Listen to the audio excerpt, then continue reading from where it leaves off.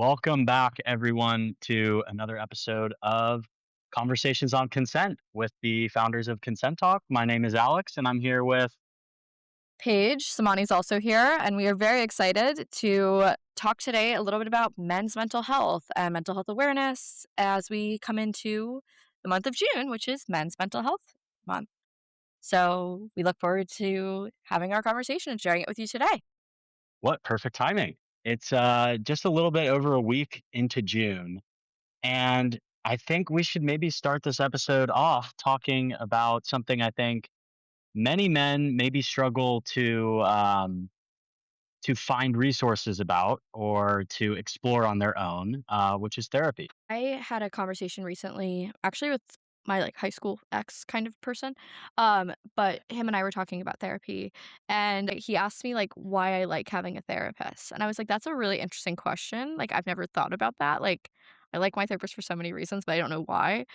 The conclusion that I came to in our conversation was that it's having one person that you can talk to about whatever you need to, who doesn't have an opinion from being your friend or knowing you a certain way. Their sole opinion is what's going to help you to grow and respond healthily to something.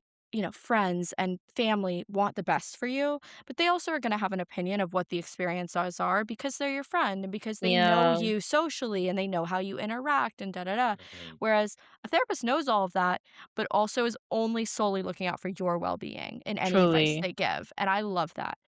Alex, I really want to hear your thoughts about mental health, especially from the male perspective. I think that a lot more women are comfortable talking about this stuff. I think that, there's a level of vulnerability that coincides with femininity in a way. It's so important for men to be in therapy. I don't think a lot of male friendships have that kind of safe space to talk about how you feel in different situations. You have a lot of vested interests in your friends. And so you're not able to give them, totally transparent, untethered advice. And they're not, similarly likely able to give you that either.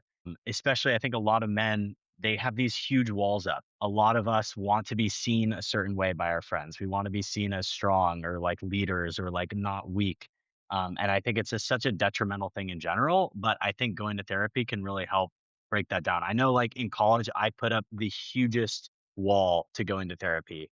And it took me a lot of convincing to initially do it. There's a lot of convincing that goes on in general with these conversations, and in encouraging this, we also need to consider the spaces that males have to talk with each other about. A Yeah. lot of times I see guys are hanging out in very public spaces. They're grabbing a drink or a beer at the bar. They're going to play pool together. They're out playing basketball and stuff, right? And that's just something that I've seen a lot consistently. Like it's hard to be vulnerable in a public space. Well, and Mhm. I know, Samani, I'm sure you can relate to this. I mean, we've done it together, which is that women are more comfortable just sitting on someone's bed and hanging out one on one. We're sitting on your bed. Maybe we're pre gaming or picking out outfits for the night or whatever. But it's really intimate experience of trying on clothes and chatting about what's going on. And oh my God, Yeah. my ex did this. And I think that that level of vulnerability, I haven't seen it in some of the men in my lives relationships. Yeah. Alex, what Mhm. do you think? No, yeah, I don't sit on my friends' beds and talk with them. So it is very important that I go to therapy because, um, and I think that's yeah, that's reflective of a lot of male friendships, unfortunately. Yeah. I do have some male friendships where we can talk very intimately about things that deeply affect us and our families and whatnot. And I feel very privileged to have some of those. But there is just something that comes with having a relationship with my therapist who can be a unbiased mirror basically for me and just help me kind of reframe the way I think about things. A lot of it isn't, it's not like, oh, you're going out to seek advice. And I think some people might view therapy as like, oh, I don't need advice. I don't need someone to tell me how to live my life. I think the biggest benefit I've got from therapy has just been the mirror. Mhm. It helps you see yourself. It's very difficult to get out of your own head and see your reactions to things as chosen reactions and not just the way that you are. And so I think Yeah. therapy has been hugely helpful to me for You for Yeah. that. know, The biggest part is what happens as humans is when we have emotions that pent up, happy, sad, anger, disgust, anything like that, we tend to project it on the people that are closest to us and almost expect that they are in a place to respond to it, right? We don't know what are going on in our friends and our families and our loved ones' lives. We don't know what's going on in their own head and their own journeys and battles. And the beauty of having therapy is it is that third space for you to just purely focus on your emotions. A lot of people, they just talk things through and they're like, oh my God, I feel so much better. Right? It's not a matter of getting advice. It's a matter of being able to voice how you're feeling. And that's the beauty of addressing mental health is understanding what works well for you. And a lot of people don't figure that out on their own. And that's also the beauty of having a therapist. It's not a bad thing whatsoever. Yeah, I think growing up, men or boys are told not exactly what it means to be a man, I think they're more so told what it means not to be a man, and masculinity is typically defined as not femininity, not something in and of itself. It's don't be a girl, don't cry, don't do this. It's a long list of things to not do, not necessarily as much a list of things that you should aspire to do. I think there's almost like a void in kind of the definition of what it means to be a man, especially a definition that's relevant for today. You hear the boys will be boys narrative so much. And I'm curious to see what do you both think about that term, boys will be boys? I There's a song by Dua Lipa, which is, like, kind of corny, but the line in it is "Boys will be boys, but girls will be women," and I feel like that's really meaningful to me. There's this idea that, like, when a woman starts her period, she's a woman, not a girl anymore at, like, 12, 13. Whereas I don't think anybody looks at a 13-year-old boy and says, "He's a man." It's something that a lot can be kind of excused of like, "Oh, well, he's just a teenage boy." Teenage boys are horny. The hormones in them are going crazy, as if that's a one-sided thing. And so I Mhm. think that phrase is problematic, Mm. I think there's also personally. something interesting there about societally how we frame girls as growing up, becoming women early, and we frame men as boys even late into their 20s. Oh, he's just a kid. They're just kids, and it's excused. Whereas they want to put this womanhood onto girls as quickly as possible. I think a lot of it has to do with kind of patriarchal standards and honestly some sort of pedophilic perspectives. And the women mature faster. I think also with all of these narratives, right? When we think about not showing your emotions as you're a boy, being taught that really early on, it seems I think Alex you brought this up earlier, like it's a feminine thing, quote unquote, to cry. When it's not, it's something that humans inherently do. But because it's seen as a feminine thing to do and not a masculine thing to do, a lot of men are afraid to speak up, I would venture about emotions that they might be having or self-doubts or things that might genuinely be bringing them down or harming their mental health and psyche and causing them difficulties to open up in those kinds of conversations later on down the line. Well, I Mm, think too that that breeds a lot of isolation. There's a lot more emotional backing in the average female friendship than I think there is in the average male friendship. Because I can talk to like my girlfriends and that's a wide variety. That is my best friends and like a girl that I like hang out with at the bars about like my relationships, how I'm feeling, family drama. I also can like go up to any woman having a conversation with a woman quickly and be like, "Yeah, my cramps are horrible. Like I just feel like shit today." And I feel like that is something that is kind of like because of this idea of don't talk about your feelings, don't talk about your emotions, be strong all the time. It breeds a sense of isolation in guys because I don't think they have the same standards in friendship and in relationships of like talking about sadness, talking about their bad days, talking about my girlfriend mm, cheated on me and it broke my heart when I had a guy that like fucked me over. All my girlfriends were there with me. They were helping me. They were bringing me popcorn. We were watching movies or we were sharing shit stories about guys. I don't see that happening to men in the same way. Well, Alex, is a boy's bathroom the same magical place as a girl's bathroom? absolutely not. It is so far from a magical place. I mean, It's a scary place.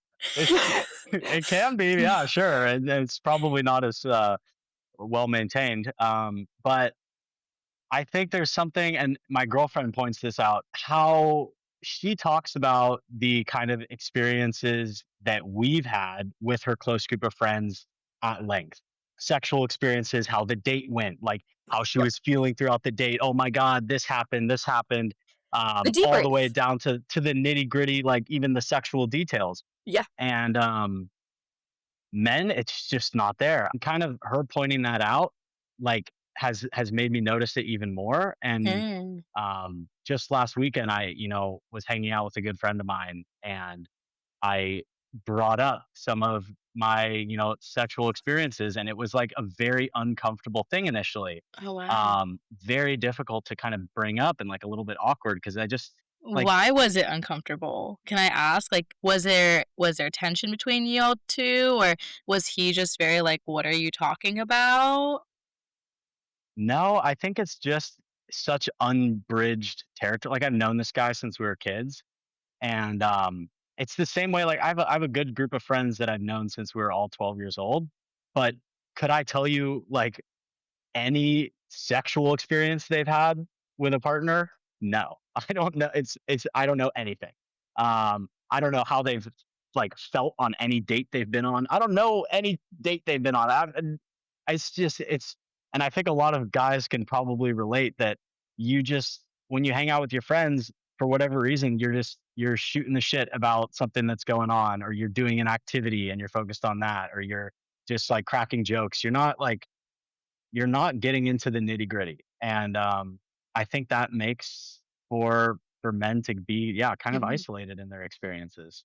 I I think so too, and I think that in the absence of that, a lot of the times, the first time a guy will have someone where he openly discusses his feelings really heavily and the things he's going through is when a girlfriend or in a relationship. And I think that that can also be problematic for relationships because while the girl may have been going to her friends for years and wants to continue venting to her friends about things, he may not understand that or and place an issue on it. I have a lot of friends who, when they've gotten into relationships, are less open with their friends because, like, the boyfriend has an issue with it and is like, "Why are you Mhm. talking to your friends about everything?" And it's like, "Because that's what I've been doing for 22 years. Like, Mhm. that's what I've been doing since I was in kindergarten. Why wouldn't I talk to my friends?" And I Mhm. think that that is so scary. I I think there's also a point too, the way that they grew up having those kinds of conversations too, and the types of conversations they had around them. I would venture that a lot of guy friends slash previous partners I've had and that have had sisters or mothers very present in their life have a little bit of easier time navigating these kinds of conversations, or Yeah. they have a little bit of a basis of like, I know a girl gets mad when she's on her period. Like you just know that little basis.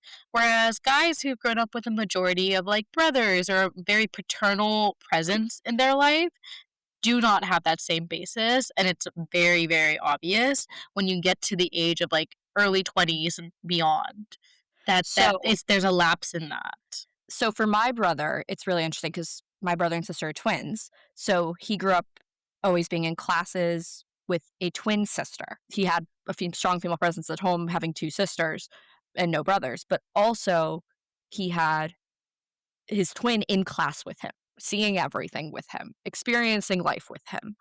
And I think that for him, it did make him more emotionally well rounded and like I have seen my brother, like, in a lot of his friendships. I'm close with a lot of his friends as well, and I will say, like, there is something noticeably different to his friendships and, like, the depth in his friendships, and I think that, like, one of his best friends' dads passed away, and seeing how my brother and his friend group, like, rallied around each other and, like, my brother literally holding like, hugging his best friend while his best friend was crying about it, like, that was, like, a really moving moment for me because you just don't see that as often. I don't think that it's not there. I think that the love and the caring about each other is there. I think it's just really hard to show it. I've seen it the most come out both when my brother's best friend's dad died and when my grandfather died and how my dad's friends showed up for him. because I think they know how to navigate that. Like, death is like you support someone who's grieving. You know how to do that. You've Mhm. seen it in films, you've seen it in your families and whatever, but it's harder in, like, just the abstract of everyday life. Yeah, and I think a lot of that is conditioning and years and centuries of patriarchy that men have created is now turning back in on themselves and causing us to not be able to be vulnerable with each other, and that sucks for men. It sucks that men feel that they have to be almost at competition with each other, and so moments of weakness are seen as potentially dangerous. It's a very strange place men find themselves in, where we kind of have these definitions of what it means to be a man. A lot of those are repressing emotion, but now we're in a place where we're being called to be emotionally intelligent. Like, the things that we need to bring to the table are no longer, what they were, 100 years ago. And Yeah. so the things now are more centered around emotional intelligence. And so, having grown up, a lot of male friendships not talking about things. If you haven't had sisters, like, you're behind in that, and that's a challenge. And we definitely want to help catch some men up who need it. You bring up a really good point. A lot of the world leading up to the 21st century has been a very dog eat dog world, right? Like, it's every person out for themselves. It used to be every man out for themselves. I would venture it, things were very cutthroat. It was very do or die. And the reason I bring that up is the point of not showing your weaknesses, right? Showing your weaknesses means someone else could have power over you, or showing what someone could do to hurt your feelings and thus hurt you and cause pain in your life.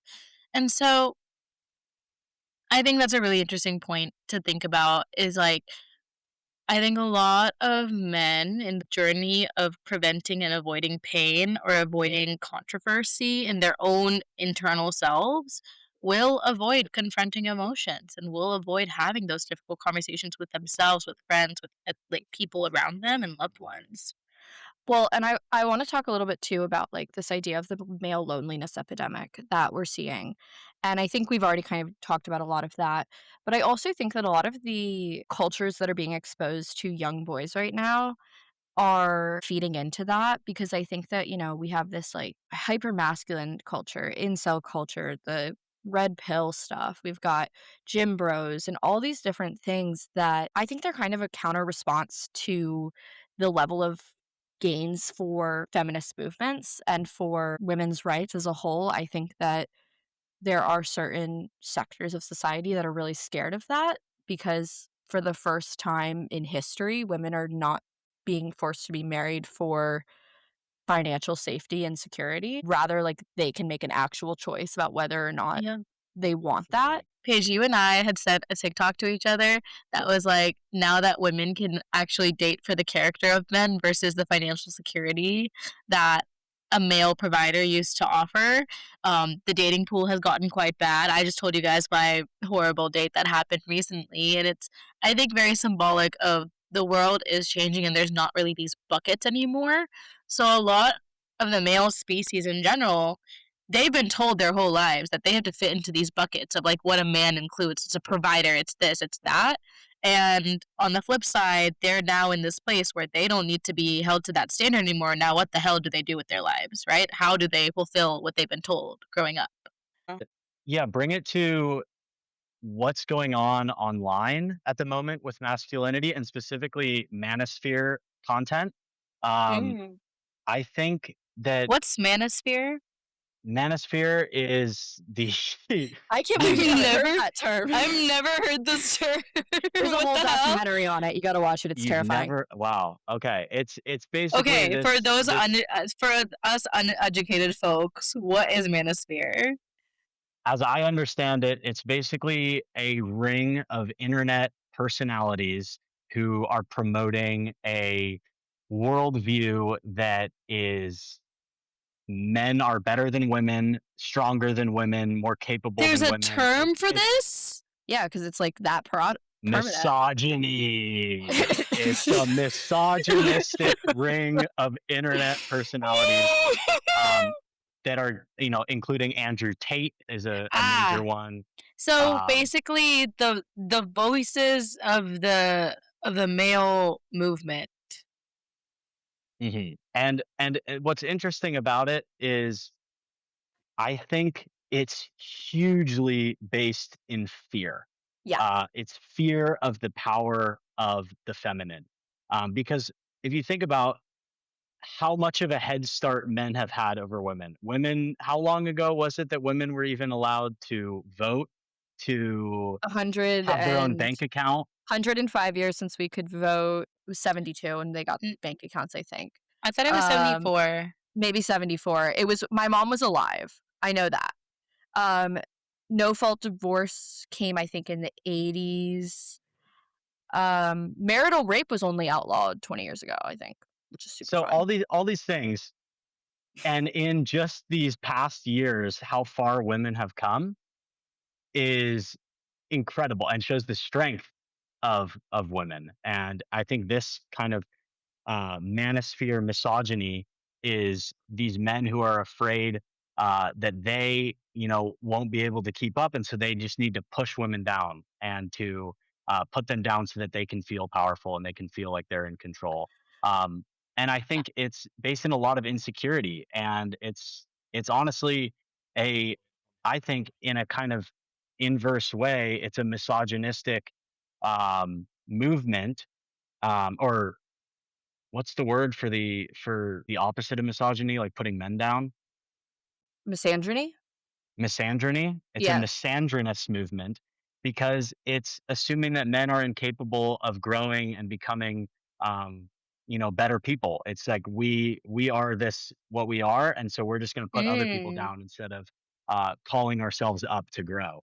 So, it's interesting that you bring up control because I would venture a lot of the power dynamics that come into rape, sexual assault, violations of consent are rooted in someone wanting to have control of the situation or control over another person or know that they have the control in a situation, right?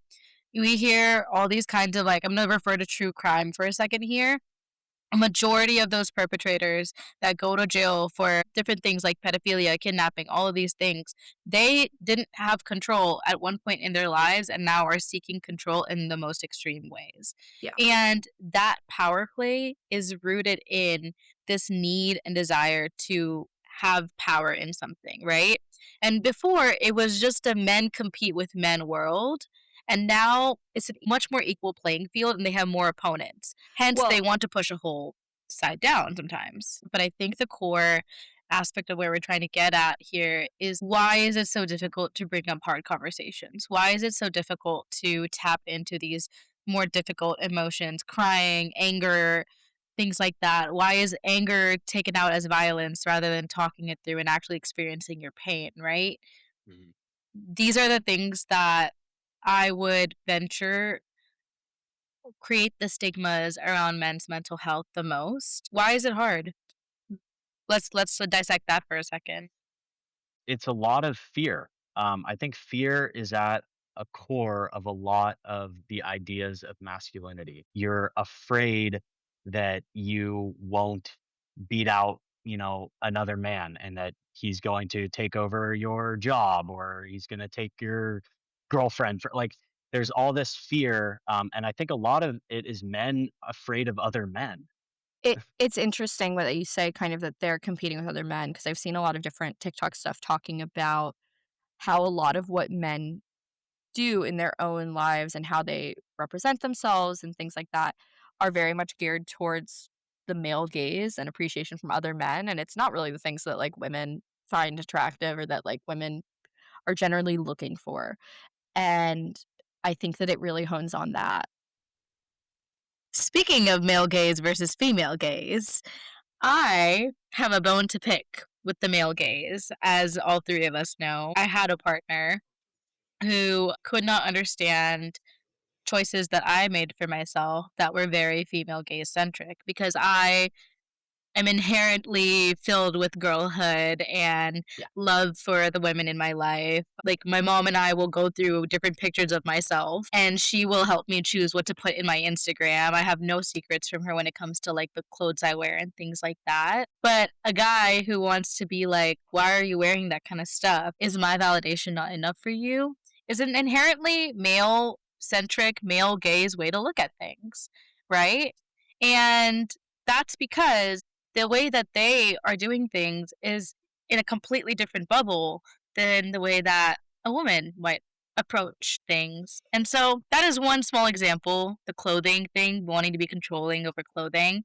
But it trickles into so many other actions that it comes back to that idea of like control. I feel like the Mhm, male gaze is very control centric and power centric, whereas the female gaze is like uplifting and getting everyone on the same page. mhm. I think there's another interesting parallel of the female gaze in art and how I've heard it described. Specifically paintings that could be of a similar subject, say a nude woman, but one could be from the male gaze and one could be from the female gaze, So um, and the different. and the difference, as it's been described, is the painting which is from the male gaze is looking at the subject as an object, essentially. It's breasts, it's a body, whereas the one that's the female gaze is putting the viewer into the perspective of the subject, what it would feel like to be her. And I think that goes back directly to control, because the male gaze is a controlled experience for the gazer. They are still in themselves and they know how they feel, they know who they are, and they're just looking at an object. Whereas the female gaze is asking them to come outside of themselves, imagine what it might feel like to be someone else. And there's a total surrender of control in that experience. Well, that wraps up the conversation, I think, for today. I mean, obviously, all three of us have so much more to say and dissect on this topic. And if anything stood out to y'all, please, please, please let us know because I think we would love to dissect this further. But with that, we are Conversations on Consent with Consent Talk. And thank you so much for listening, y'all. You can find us on all of our socials at Consent Talk, and we will be back in 2 weeks with another episode. Bye.